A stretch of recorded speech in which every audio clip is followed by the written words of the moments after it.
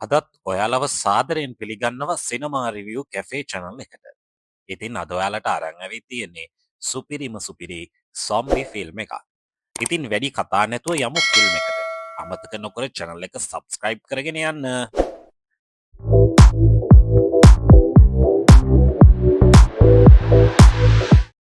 19 වෙනි ශතවර්ෂයේ එංගලන්තයේ ලෝක වෙළඳාමට එකතු වෙනවා. ඔවුන් වෙනත් යටත් විජිත වලින් සේදරෙදි සහ කුළුබඩු ගේනවා. ඒ තවාසනාවකට ඔවුන් නොදැනුවත්වම සොම්බි වෛරසයත් අරගෙන එනවා. වැඩිකල් යන්න කලින් මේ භූතයෝ රටපුරාම පැතිරෙනවා.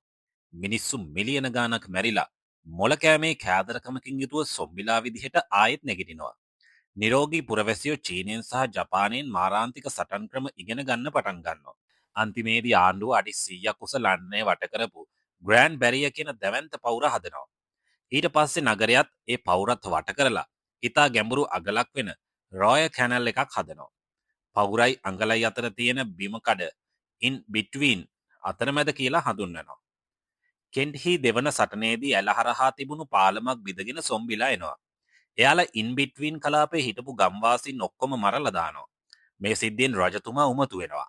සටන ඉවර වුණාට පස්සේ එක පාලමක් විතරක් ඉතුරු කරලා අනිත් ඔක්කොම පාලම් විනාශ කරන්න රජතුමා නියෝග කරනවා.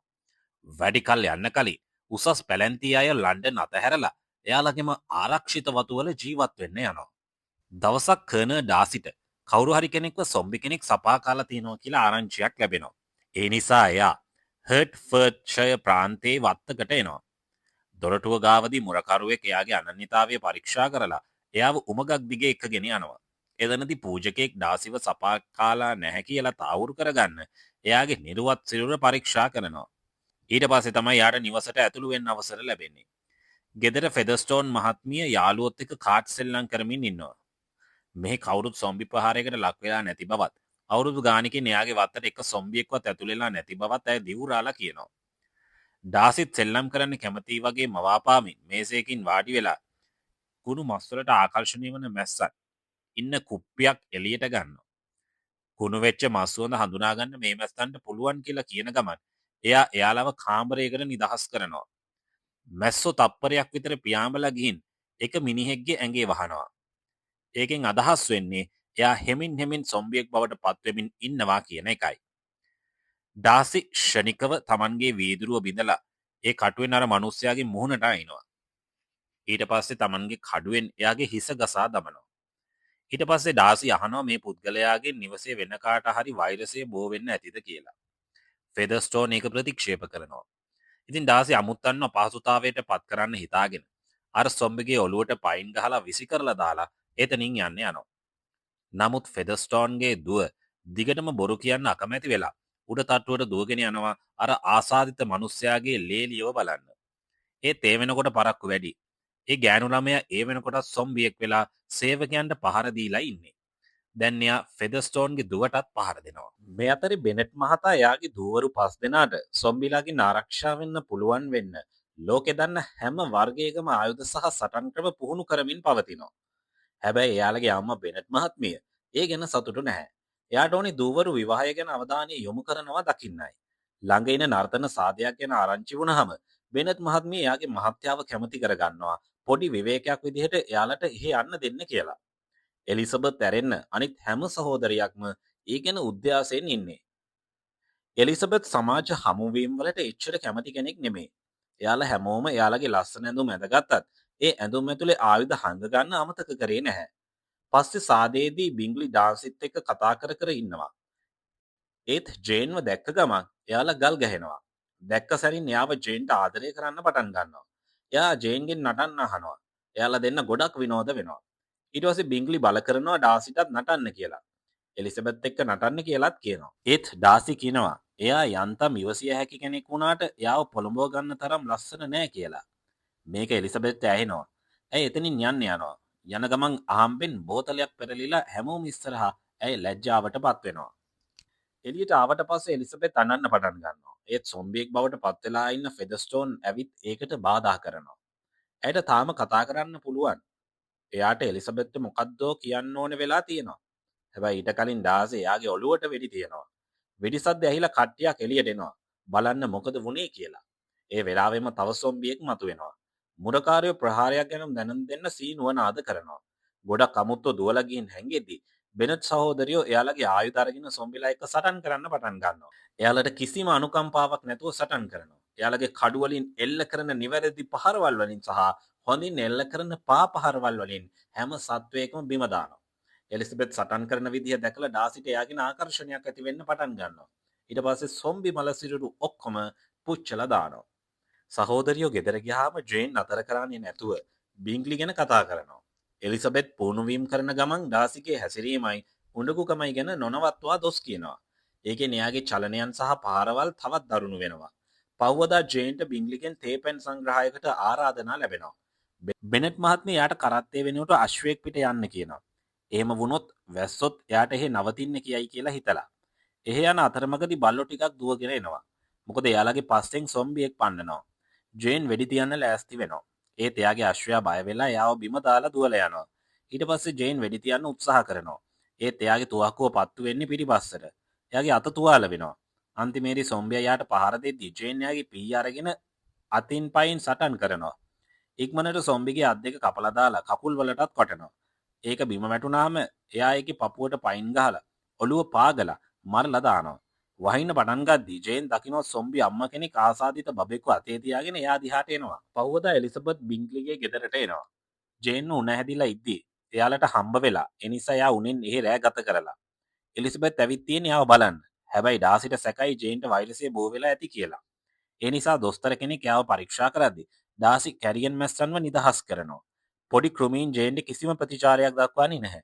එලිසබෙත් ලේසියෙන්ම එයාලා ඔක්කොම අල්ලා ගන්නවා. එයා එයාලව අතේ තියලා පොඩි කරලා උපහාසාත්මක කතාවකුත් එක්ක ආපහු ඩර්සිට දෙනවා. ඊට පස්සේ ජේන් බින්ග්ලි සහ එයාගේ අමුත්තන් එක්ක එකතු වෙනවා. ඒත් එයා කාඩ් සෙල්ලම් කරන්න ආරාධනා කළා මේක ප්‍රතික්ෂේප කරලා කියනවා එයා පොතක් කියවන්න කැමතියි කියලා. නියම කාන්තාවක් කියන්නේ කාටද කියන එක ගැන වාදයක් ඇති වෙනවා. ඩාසිට තේරෙන්නේ නැහැ එයා පැහැදිලි දාදී ඉන්නේ නැත්තම් මේක පිළිකුල් කරනවාද කියලා. ඒ රෑ එලිසබෙත් හොරෙන් බලන් ඉන්නවා ඩාසි එළියේ පුහුණු වීම කරන දිහා. පව්වදා ඉතුරු බෙනට් සහෝදරියෝයි අම්මයි එනවා ජේන්වයි එලිසබෙත්වයි එක්කන් යන්න. බින්ග්ලිට ඕනේ එයාලව නවත්ත ගන්න. ඒත් ඩාසි යාට මතක් කරනවා ආස්වාදනය වීමේ අවධානම ගැන. එයා එලිසබෙත් එක්ක තව වාදයක් දාගන්නවා. කලින් රෑ එයාලා බලන් හිටපුව තමන් දන්නවා කියලත් හෙලි කරනවා. හැමෝම සතුටින් තියන්න බෙනට් මහත්මයා බින්ග්ලිවයි කැමති කරනවා මිනිස්සුන්ගේ හිත් සතුටු කරන නර්තන සාදයක් පවත්වන්න කියලා. එයාලා ගෙදර යන ගමන් දකින්නවා පළාතේ ලවා නිවාසයේ කඩා වැටිලා. දැන් සොම්බි අනාථ ළමයි කැලෑවේ සැරිසරනවා. ටික කාලෙකට පස්සේ බෙනට් මහතා එයාගේ පවුලට ඥාති සහෝදරයා කොලින්ස්ව හඳුන්වලා දෙනවා. කාන්තාවන්ට උරුමකරුවන් වෙන්න බැරි නිසා බෙනට් මහතා නැති වුණාම වත්ත ලැබෙන්නේ කොලින්ස්ට. දිවාහාරය වෙලාවේදී කොලින්ස් එයාලට කියනවා එයාගේ අනුග්‍රාහිකාව කැතරින් ආර්යාව කියලා. එයා සොම්බි යුද්ධේ කාලේ පුදුම දේවල් කරපු දක්ෂ කඩු ශිල්පිනියක්. එයා ජේන් ගැන උනන්දුවක් දක්වනවා. හැබැයි බෙනට් මහත්මිය එකපාරට මේක ප්‍රතික්ෂේප කරලා කියනවා ජේන්ට දැනටමත් බින්ග්ලි ඉන්නවා කියලා. ඒ වෙනුවට එලිසබෙත්ව යෝජනා කරනවා. හවස් වරුවේ කොලින්ස් සහ සහෝදරයෝ එයාලගේ නැන්දාව බලන්න යනවා. ඒත් පාරේ යද්දී එයාලා නවතිනවා කඩා වැටුණු කරත්තයක් දැකලා. ඒක ඇතුලෙන් ගෑනු කෙනෙක් උදව් ඉල්ලලා කෑ ගහනවා. සහෝදරයෝ එයාලගේ ආයුධ ලෑස්ති කරගන්නවා. අර ගෑනු කෙනා එළියට ආව ගමන් වෙඩි තියනවා. මොකද එයා සොම්බියෙක්. ජේන් එයාට කන්දෙන් පහලට පයින් ගහලා වැඩ ඉවර කරනවා. ගමන දිගටම යද්දී එලිසබෙත්ට ආයුධ ඔක්කොම උස්සන් යන්න අමාරුයි. ඒත් කොලින්ස් එයාට උදව් කරනවා වෙනුවට ආපහු ඒට එයාගේ අතටම දෙනවා. එයාලා නගරයට ආවම මේ ප්‍රදේශය ආරක්ෂා කරන්න ඉන්න අලුත් සොල්දාදුවන්ව දකිනවා. එලිසබෙත්ට ලුතිනන්ට් වික්හැම්ව මුණ ගැහෙනවා. එයාලා දෙන්න එකපාරටම හොඳ යාළුවෝ වෙනවා. ඩාසි ඒ කිට්ටුවෙන් අශ්වයා පිට යනවා. එයාලා දෙන්නව දැකලා එයාට ඊර්ෂ්‍යා හිතෙනවා. ඒ නිසා එයා වචනයක්වත් කතා නොකර එතනින් යනවා. වික්හැම් එලිසබෙත්ට කියනවා එයයි ඩාසි අතර හොඳ හිතක් නැහැ කියලා. ඒ සල්ලි සම්බන්ධ පවුල් ප්‍රශ්නයක් නිසා කියලා. ඒ රෑ හැමෝම නර්තන සාදයට සහභාගී වෙනවා. ජේන් බින්ග්ලි එක්ක කාලය ගත කරනවා. එලිසබෙත් වික්හැම් එක්ක කතා කරන්න උත්සාහ කරනවා. ඒත් කොලින්ස් ගොඩක් ජවෙන් සහ උනන්දුවෙන් නටන ගමන් එයාව ඇදගෙන ගිහින් නටන්න ගන්නවා. ඊළඟට ඩාසිත් එයා එක්ක නටන්න අහනවා. ඒත් කොලින්ස් මේ මොහොතේ අවුල් කරලා එයාලා දෙන්නට එතනින් යන්න සලස්වනවා. ඩාසි එළියට යන ගමන් බෙනට් මහත්මයා බින්ග්ලි එක්ක ජේන්ගේ අනාගතය ගැන කතා කරනවා එනවා. එයා දිගින් දිගටම බ්ලින්ගේ සල්ලි ගැන කියනවා. මේ අතර එලිසබෙත් බින්ග්ලිගේ ඇඟේ හැප්පෙනවා. එයාලට සද්දයක් ඇහෙනවා. එයාලා හැරිලා බලද්දි සේවකයෙක්ට සොම්බියෙක් පහර දෙනවා. දෙන්න පොරෝ දෙකක් අරගෙන එයාලගේ පස්සෙන් පහලට යනවා. හැබැයි සොම්බියා බින්ග්ලිව අල්ලාගෙන එයාව බිම දානවා. එලිසබෙත් එකපාරටම ඉස්සලා ගිහින් සොම්බියාව බිම දාලා එයාගේ යාළුවා හොඳින්ද කියලා බලනවා. ඒත් එයා උඩ බලද්දි දකින්න අර සොම්බි අනාථ ළමයි ඔක්කොම එතන හැංගිලා ඉන්නවා. එයා එයාලගෙන් අහනවා කොහොමද හොරෙන් ඇතුළට ආවේ කියලා. එක ළමයෙක් කියනවා එයාලගේ අලුත් යාළුවා ඇතුළට එන පාර පෙන්නවා කියලා. ඒ මොහොතේම ඩාසි එතනට ඇවිත් සොම්බිලා එක්ක සටන් කරන්න පටන් ගන්නවා. එයාගේ කඩුවේ වේගවත් පහරවල් වලින් සහ කුස්සියේ පීයක උදව්වෙන් ඉක්මනට එයාලා ඔක්කොම පරද්දනවා. එක සොම්බියෙක්ව උදුනකටත් තල්ලු කරනවා. ඊට පස්සේ ඩාසි අහනවා බින්ග්ලිව සපා කෑවද කියලා. එයාවත් මරන්න ලෑස්ති වෙනවා. ඒත් එලිසබෙත් එයාට සහතික කරනවා බින්ග්ලි නිකන් වැටුණා විතරයි කියලා. එයා යන්න කලින් එලිසබෙත් එයාට කියනවා එයා විශිෂ්ට රණශූරයෙක්. ඒත් නරක යාළුවෙක් කියලා. පහුවදා ජේන්ට බින්ග්ලිගෙන් ලියුමක් ලැබෙනවා. එයාගේ පවුලේ ආපහු ලන්ඩන් යන බවත්. එයා ඒ වෙනුවට ඩාසිගේ නංගිත් එක්ක යාළු වෙන්න පටන් ගන්න බවත් පැහැදිලි කරලා. දිවාහාරයේ වෙලාවේදී කොලින්ස් එලිසබෙත්ගෙන් විවාහ වෙන්න අහනවා. ඒත් එයාට එයාගේ ආයුධ අතාරින්න වෙනවා. ආයෙත් සොම්බිලා එක්ක සටන් කරන්න බෑ.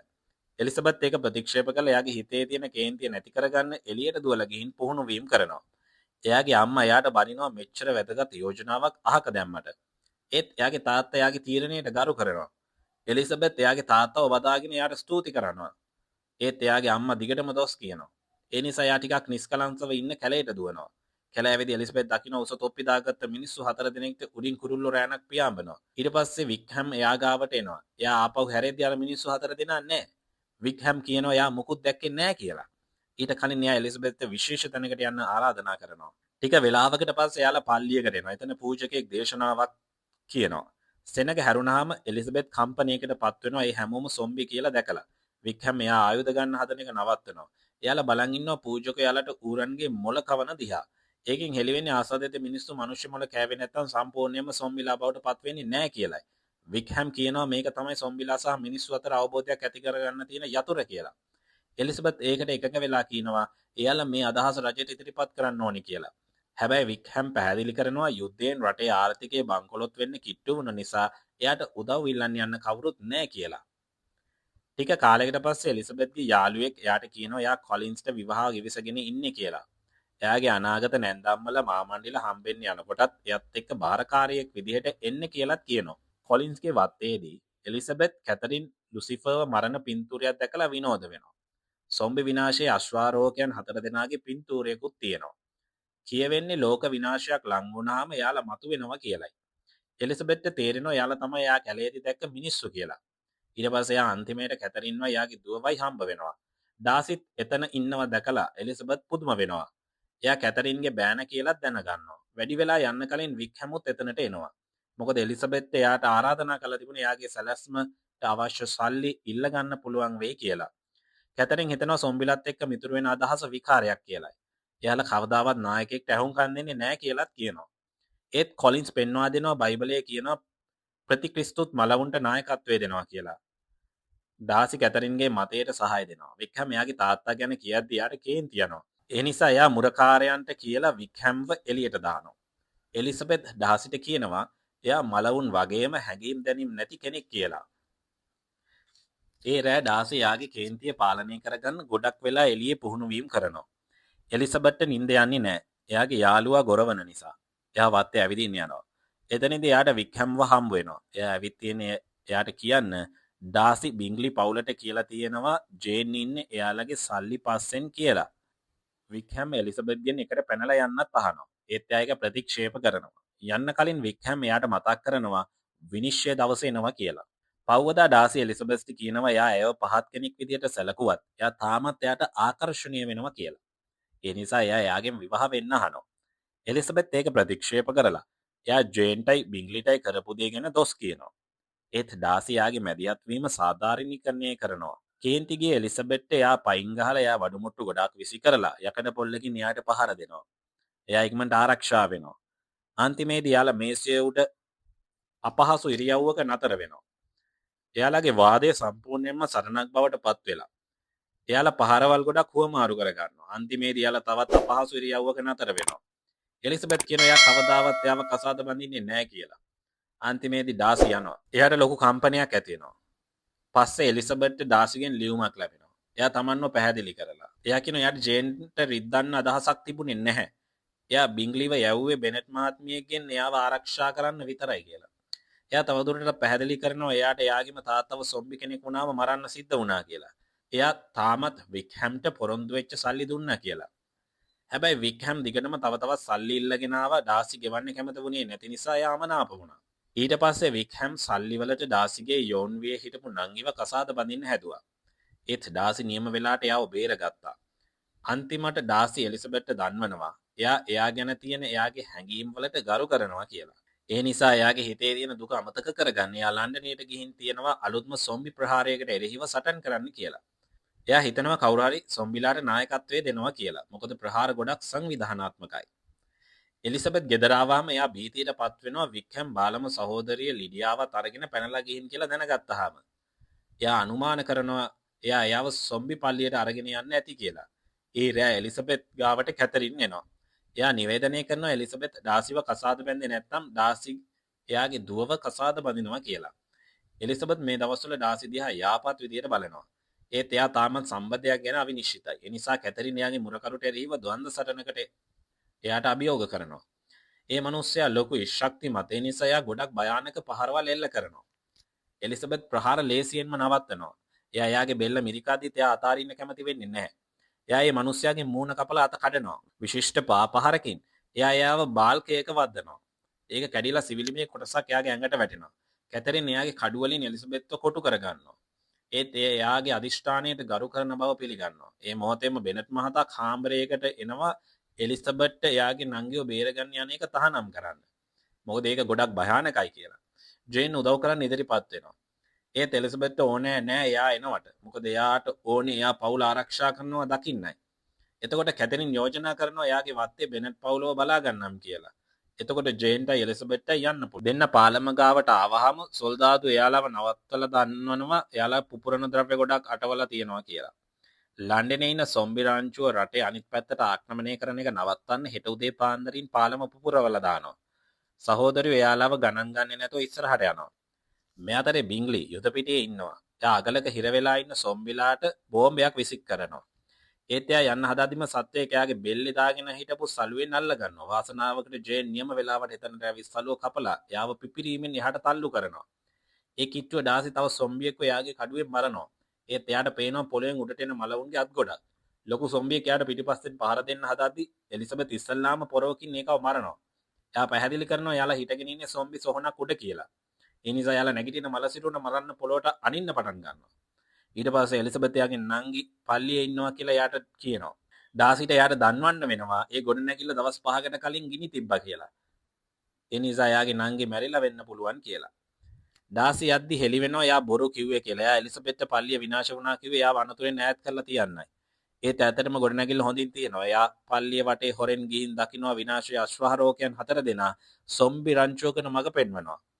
මෙතන එලිසබෙත් දකින්නවා බින්ග්ලි දිගටම බලන් ඉන්නේ පල්ලියට යන පාර දිහා මිසක් එයා පිපිරවීම අධීක්ෂණය කරන්න ඕන පාලම දිහා නෙමෙයි කියලා. මේකෙන් යාට තේරෙනවා ඩාසි බොරු කිව්වා කියලා. එයා එක පාරටම එයාගේ අශ්වයා පිට නැගලා යනවා. හමුදා කඳවුරේදී මිනිහෙක් හොයා ගන්නවා. කවුරු හරි මැරුණු සොල්දාදුවන්ගේ මොළ ඔක්කොම හොරකම් කරලා කියලා. ආපසු ඩාසි ගාවටම යමු. එයා පල්ලියට පිටිපස්සේ දොරකින් ඇතුල් වෙලා දම්වැලකින් බැඳලා ඉන්න ලිඩියාව හොයා ගන්නවා. බිත්තියක එයා හොයා ගන්නවා වික්හැම් සොම්බිලා එක්ක ලන්ඩනයට පහර දෙන්න හදපු සැලසුම්. ඒ මොහොතේම වික්හැම් මතුවෙනවා. ඩාසි ලිඩියා වෙනුවෙන් එයාට සල්ලි දෙන්නම් කියනවා. ඒත් වික්හැම් මේක ප්‍රතික්ෂේප කරලා වෙඩි තියනවා. උණ්ඩේ ගේට්ටුවකට වදිනවා. ඒ සද්දෙට රංචුව දැනුවත් වෙලා එකපාරටම කාමරයට කඩා වදිනවා. එලි වෙන්නේ ඩාසි යාලව දරුණු කරන්න සොල්දාදුවන්ගේ මොළ යාලට කන්න දුන්නා කියලයි. වික්හැම් තමන්ව ආරක්ෂා කරගන්න උත්සාහ කරද්දී ඩාසි ලිඩියාව බේරගන්න දම්වැල් කඩනවා. ඒ එක්කම එයාගේ අශ්වයා ජනේලයේ පොල්ලු ඇදලා අරිනවා එයාගේ ස්වාමියාට පැනලා යන්න පුළුවන් වෙන්න. එළියට ආවට පස්සේ ඩාසි ලිඩියාව එයාගේ අශ්වයා පිට තියලා පාලම දිහාට යවනවා. ඊට පස්සේ එයා සොම්බිලා දෙන්නේ බිම දානවා. ඊට කලින් එයාට වික්හැම් මුණ ගැහෙනවා. ඉතින් සොම්බිලා පල්ලියෙන් එළියට දුවද්දි කඩු සටනක් පටන් ගන්නවා. දුරින් එලිසබෙත් දිගටම අශ්වයා පදවනවා. ලන්ඩනිය ගිනි ගන්නවා කියලා දැකලා බීතියෙන් බලන් ඉන්නවා. ඒ මොහොතේ මෙයා ලිඩියාව දකිනවා. එයාගේ නම කතා කරනවා. ඒත් එයාට ඇහෙන්නේ නැහැ. සොම්බි රංචෝ එයාගේ පිටිපස්සෙන් මතුවෙනවා. එලිසබෙත් ඒක හරහා යන්නේ එයාගේ කඩුව අදිනවා. ලිඩියා පාලමට ළඟා වෙන්නේ එයාලට පිපිරවීමට ලෑස්ති වෙන්න පටන් ගන්නවත් එක්කමයි. ආපහු පල්ලිය ගාව මිනිස්සු දිගටම සටන් කරනවා. ඩාසි එයාගේ ප්‍රතිවාදයට අනින්න සමත් වෙනවා. හැබැයි වික්හැම්ට මුකුත් වෙන්නේ නැහැ.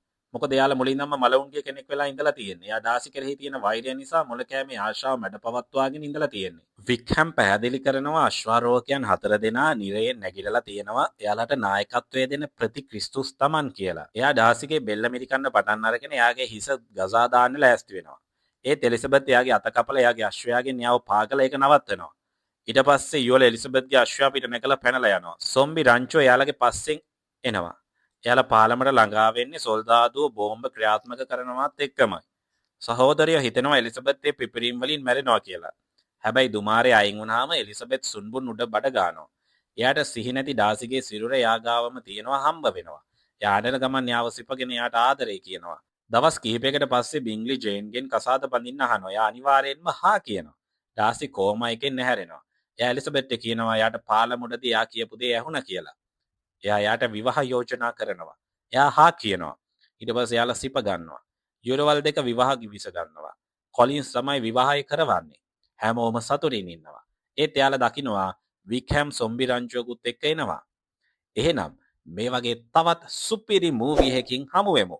මේ ෆිල්ම් එක ගැන ඔයාගේ අදහස් කමෙන්ට් කරන්න. ඒ වගේම යාළුවන්ටත් දැනගන්න ෂෙයා කරන්න.